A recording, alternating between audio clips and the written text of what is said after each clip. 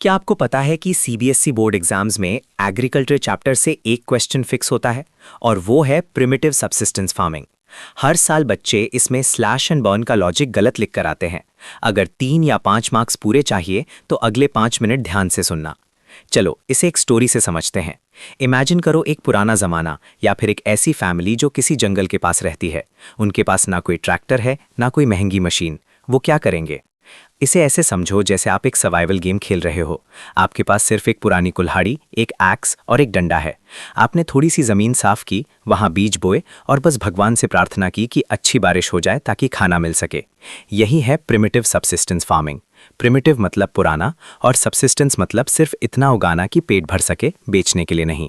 इसमें खेत छोटे होते हैं, small patches of land, tools वही पुराने, हो, कुदाली, दाव, एक तरह का डंडा और डिगिंग स्टिक्स। कोई बाहर का वर्कर नहीं होता, पूरी फैमिली मिलकर मेहनत करती है।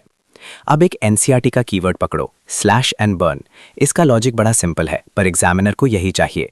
स्टेप 1, फार्मर एक जंगल का पैच साफ करता है, स्लैश। स्टेप 2, जो पेड़ काटे उन्हें वही जला देता है, बर्न। क्यों? क्योंकि वो राख ऐश मिट्टी में मिलकर फर्टिलाइजर का काम करती है। स्टेप 3, जब उस मिट्टी की ताकत, फर्टिलिटी खत्म हो जाती है तो फार्मर उस जगह को छोड़ देता है और आगे बढ़ जाता है। इससे फायदा क्या है? नेचर को टाइम मिलता है मिट्टी को वापस उपजाऊ बनाने का। इसे इंडिया के नॉर्थ ईस्ट में झूमिंग भी कहते हैं। ये नाम याद रखना, एमसीक्यू में पक्का आएगा। अब आते हैं सबसे इंपॉर्टेंट पार्ट पर, लैंड प्रोडक्टिविटी लो क्यों है। ये क्वेश्चन 3 मार्क्स के लिए अलग से भी पूछा जाता है। सुनो, लॉजिक सिंपल है। अगर आप जिम जा रहे हो पर प्रोटीन नहीं खा रहे तो मसल्स कैसे बनेंगी? वैसे ही इस फार्मिंग में फार्मर मॉडर्न इनपुट्स यूज नहीं करता, ना कोई केमिकल फर्टिलाइजर, ना कोई पेस्टिसाइड्स और ना ही HYV सीड्स। सब कुछ नेचुरल है। प्लस डिपेंडेंस सिर्फ मानसून पर है। अगर बारिश नहीं हुई तो क्रॉप फेल। एग्जामिनर यहाँ नो मॉडर्न इनपुट्स और डिपेंडेंस ऑन मानसून कीवर्ड्स ढूंढता है। बच्चे अक्सर गलती क्या करते हैं? वो लिखते हैं कि फार्मर लेजी है इसलिए प्रोडक्टिविटी कम है। बेटा लेजी नहीं है, उसके पास रिसोर्सेज नहीं है। आंसर में लैक ऑफ टेक्नोलॉजी लिखना, लेजी मत लिख देना, मार्क्स कट जाएंगे।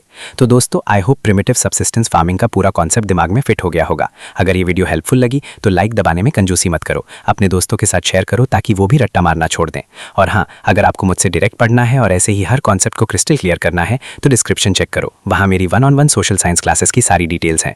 मिलते हैं अगले लेक्चर में, तब तक के लिए पढ़ते रहो और फोड़ते रहो।